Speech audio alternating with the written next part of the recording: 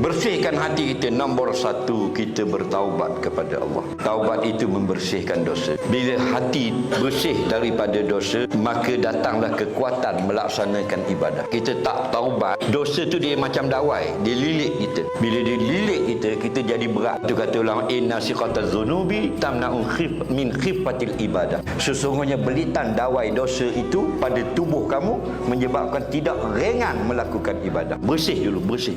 Nabi 70 kali sehari taubat. Nabi kata, ya ayuhan nas tubu ila rabbikum. Wahai manusia, minta ampunlah pada Tuhan kamu. Wa inni atubu ilahi fi yaumin wa lailin sab'ina marrah. Aku ni sehari semalam minta maaf pada Allah 70 kali.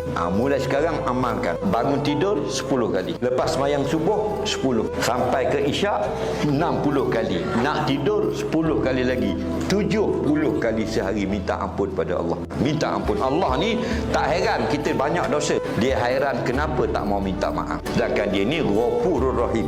Sangat-sangat suka memberi keampunan kepada kita. Banyak mana pun dosa, atta ibu aniz zambi kamala zambalah. Orang yang minta ampun daripada dosanya, jadilah macam bayi yang tidak pernah melakukan dosa. Kemudian lakukan amal yang disuruh Allah. Dia akan jadi membersihkan hati dengan zikrullah dan sebagainya.